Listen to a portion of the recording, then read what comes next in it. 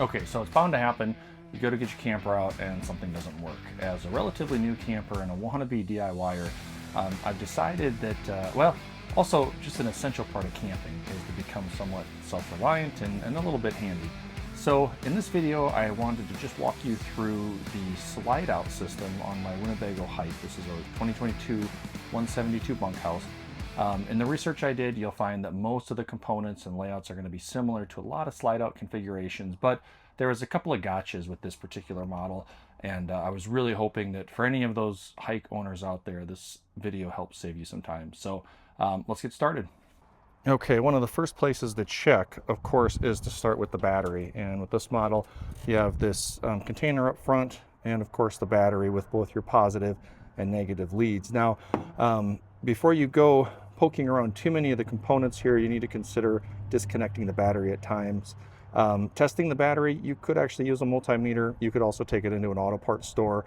And what you want to test for is not only that it's holding a charge or has held a charge. So one way to do that is to go ahead, charge it up, take it off the charger for a little bit. By the time you take it in to an auto parts store, likely you'll be able to get a good test. And then you also want to do a load test to make sure that when you toggle that switch and you send that extra power to those motors, that it actually can sustain the load as well.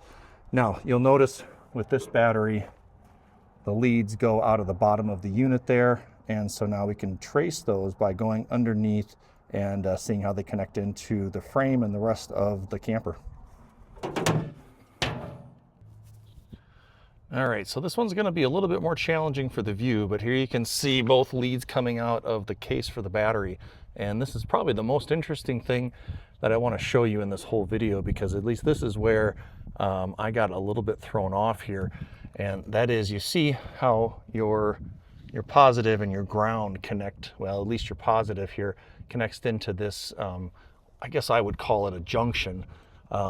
What's actually happening here, and you want to be careful because these are, of course, live coming off the battery, but these little red caps almost look like Legos. They just pop off. You'll have two bolts, and actually what's behind those, again, really hard to see in there, but what's behind those is a 20 amp fuse, at least for the slide out. So this is the component that I missed, and if you're troubleshooting your system, this is one of the places that I would check first. So I didn't have to take this apart, and I ended up giving up and going to an RV dealer, but I would imagine that by disconnecting the battery, popping this bracket off, you'd be good to go. This was in part for a hunt to try to find an amp or a fuse between the battery and the controller, and so this was the only place that I actually found one here. You can just see the rest of the wiring. It doesn't go too far before it terminates into the camper, and then you're almost in impossible land trying to get following those wires until they pop into the floor of the camper. We'll take a look at that next. All right, now the next component, if we were to follow our our power in from the outside, we're going to eventually pop up through the floor here, and you'll be able to trace those to the controller here. As you can see, it's mounted on the wall. There is a kind of a skirt that has to be removed in order to get access to underneath here. You're going to have not only, of course, the controller for the slide out, but then also other, your water pump and other things. Let me get in here a little bit closer so you can see that controller. All right, so here's our controller, and this was actually, other than the slide out not working, was the first place that gave me a clue as to what was going on. You can see up here in this, I guess the upper left, there's some LEDs in there, green and red, and there is actually a chart. These must have issues a lot, because there's a chart here that gives you the blinking, so you'll get a red blink to indicate the fault code, and then you'll get a green to indicate what motor it's related to.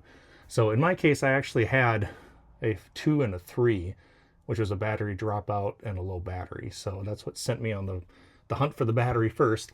Off to the right-hand side here, here's your power coming from outside. And then down below here, we have these two Molex or 6-pin connectors. Each one you can follow will go to a motor that's going to go up and along the side of the slide out here. And then you have two more leads here coming out of the bottom that are going to be for your switch, your rocker switch, which goes up into the wall.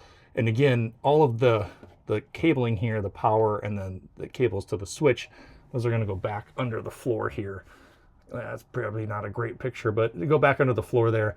So I didn't find any fuses or anything in between these components. So again, just to kind of reiterate, there is a 20 amp out underneath basically the tongue on the frame, and that's where I found the 20 amp fuse between the controller and the battery. Okay, so next, I'm just going to show you the right side here. We'll follow one of these wires here that lead up to the motor.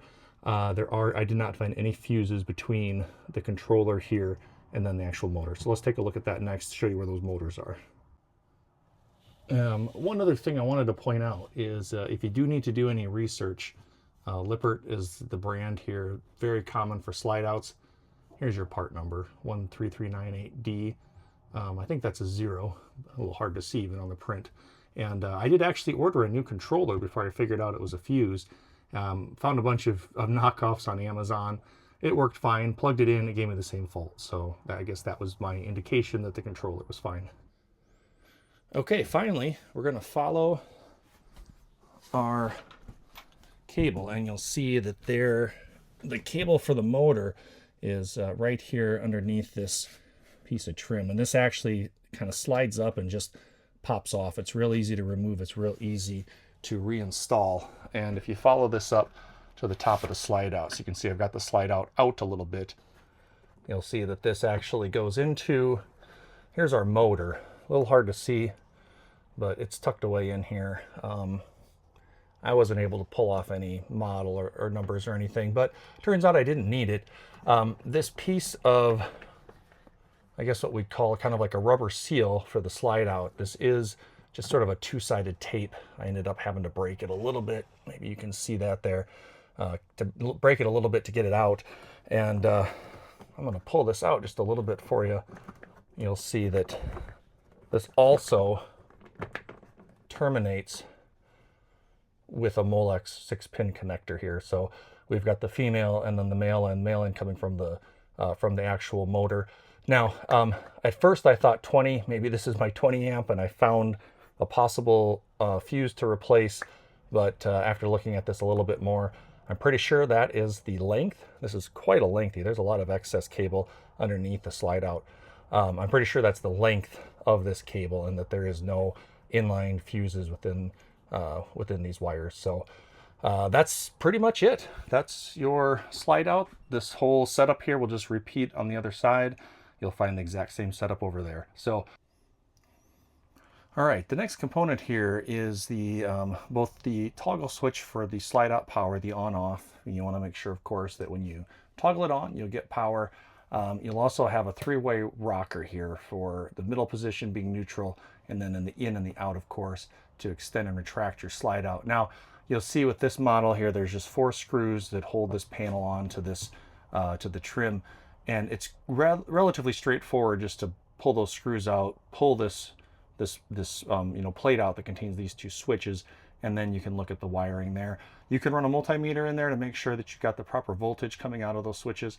I'll save using a multimeter for a different video.